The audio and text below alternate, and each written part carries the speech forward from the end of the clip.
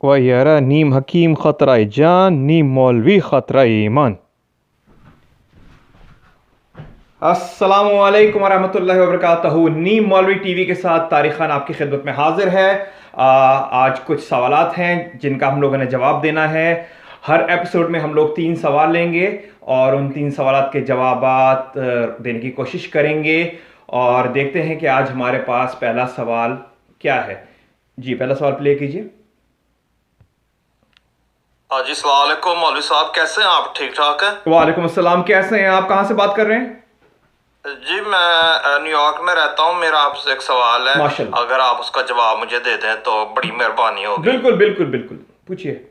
जी देखिए, मेरा सवाल यह है कि मैं काफ़ी अर्से से न्यूयॉर्क में रहता हूँ। पहले माशाल्लाह। मैं टैक्सी चलाया करता था। मेरा अच्छा। शराब का अड्डा है और मेरा मतलब मेरी शराब की फैक्ट्री है।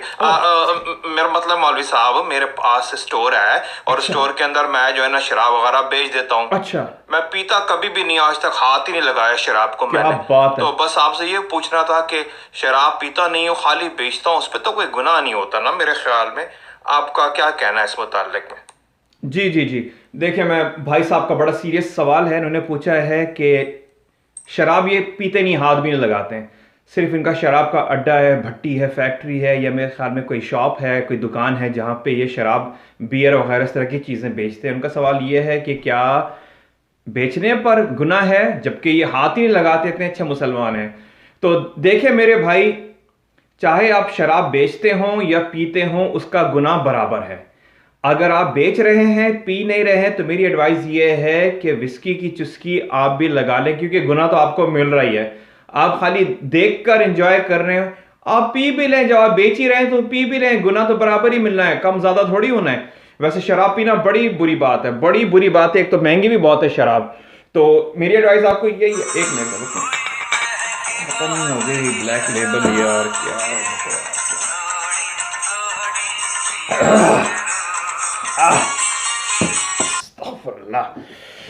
ब्लैक लेबल बनाने वाले, क्या चीज बनाई है तूने। जी देखिए, मेरा सवाल ये है, शराब पीना बहुत बुरी बात है।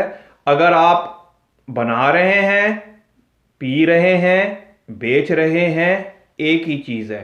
मेरी एडवाइस ये है कि शराब बेचना बंद कर दें। अगर आपको बेचनी ही है तो फिर पीना भी शुरू कर दें। तो ये है मेरी एडवाइस आपके लिए।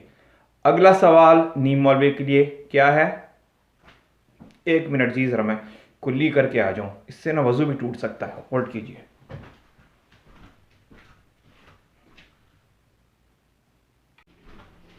ये लें जी, मैं वजू कर कर आ गया हूं और अगले सवाल के लिए तैयार हूं। हाँ जी, अगला सवाल क्या है हमारा? अस्सलाम वालेकुम मौलवी साहब, वालेकुम कैसे हैं सलाम। आप? मैं बिल्कुल ठीक हूँ, आप सुनाइए। जी मैं सारा बोल रही हूँ फैसलाबाद से। अच्छा सारा, कैसी हैं आप? आपसे एक सवाल पूछना था। जी जी। वैसे मैं आपका प्रोग्राम ना बहुत शौक से देखती हूँ शुक्रिया। और आपके जवाबात माशाल्लाह बहुत अच्छे होते हैं। शुक्रिया, बहुत शुक्रिया। अच्छा, मेरा सवाल ये है कि देखिए, मेरी जो सास है ना, वो मुझ पे ना इल्ज़ाम लगाती रहती हैं। वो कहती हैं कि गली के पीछे 2 लड़के हैं ना, ओहो। मैं छत पे खड़ी होकर उनको ताड़ती हूँ जब मेरे हस्बैंड घर पे नहीं होते।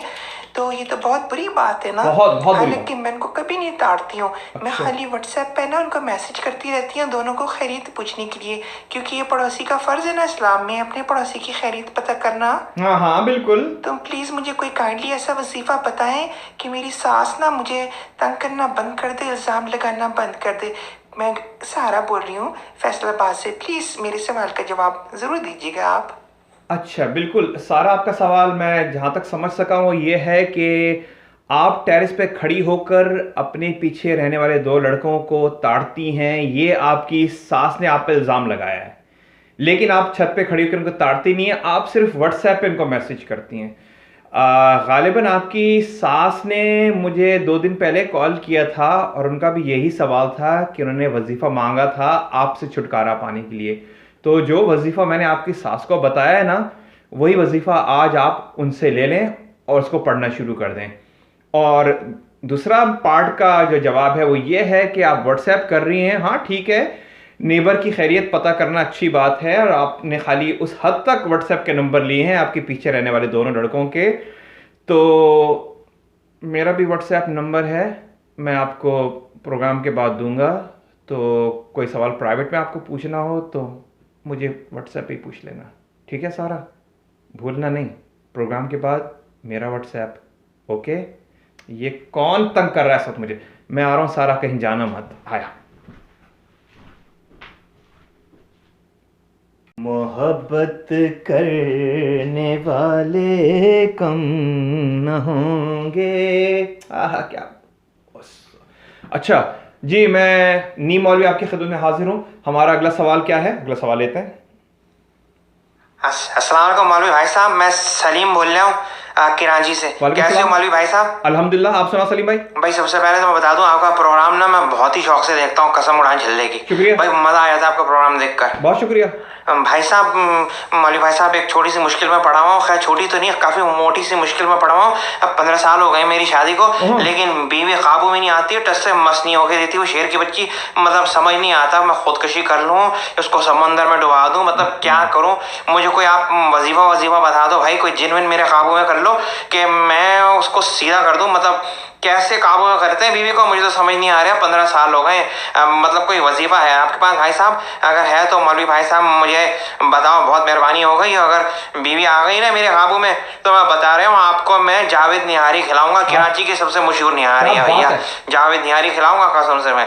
तो कोई वजीफा है तो बता दो भैया, बहुत मेहरबानी होगी मौलवी भाई साहब। अस्सलाम वालेकुम।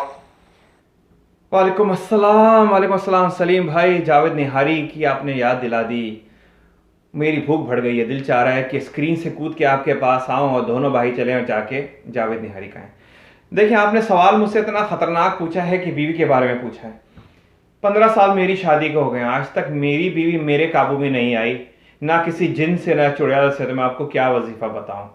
मेरा तो कहना यह है कि कराची आ जाता हूं मैं आपके पास, बीवियों को मारते हैं गोली, मैं और आप दोनों भाई चलते हैं, जाके जावेद निहारी खाते हैं। वैसे आपका जो दिल है ना, वो बिल्कुल जावेद निहारी के अंदर पड़े हुए ना गूदे की तरह नरम है। पता चल रहा है आपकी आवाज़ से और बातों से। और आपकी बीवी काफ़ी मोटी कड़क लगती हैं आपकी बातों से कि वो उन्होंने आपको कंट्रोल में रखा हुआ है। तो देखिए, मेरी एडवाइस आपको यह है कि अगर आपको बीवी को काबू में रखना है तो आप तो काबू में नहीं रख सकेंगे, बीवी को आपकी दूसरी बीवी काबू में रख सकती है। तो अगर आपकी हड्डी में गूदा है तो आप जाइए और दूसरी शादी कीजिए। जिस तरह लोहा लोहे को काटता है ना सलीम भाई, उसी तरह दूसरी बीवी पहली बीवी को काटेगी। लेकिन ये मत आप सोचना कि आपके काबू में दूसरी वाली भी आएगी। बीवी आपके काबू में कभी भी नहीं आएंगी। हाँ, वो एक दूसरे को कंट्रोल कर लेंगी, लेकिन आप सिर्फ बैठ के तमाशा देखिएगा और जावेद निहारी खाइएगा। यही आपके लिए एडवाइस है। और जो आपके पास है उस पर अल्हम्दुलिल्लाह कीजिए कि शुक्र अल्लाह, तूने खाली मुझे एक बीवी दी है जो मुझ पर भारी पड़ रही है। अगर 2 होती तो कितनी भारी पड़ती हैं आप पर, है ना? तो अल्लाह का शुक्र अदा कीजिए। और आपके सवाल का इससे बेहतर जवाब मेरे पास और कोई नहीं है सलीम भाई। अंटिल नेक्स्ट टाइम, अस्सलाम वालेकुम। एपिसोड हमारा देखते रहेगा। आज का पहला एपिसोड इख्तिताम को पहुंचा। अगले एपिसोड में हम 3 और सवाल लेंगे और उनके जवाब देंगे। अस्सलाम वालेकुम वरहमतुल्लाहि वबरकातुहू। ओ यारा, नीम हकीम खतरा जान, नीम मौलवी खतरा ईमान।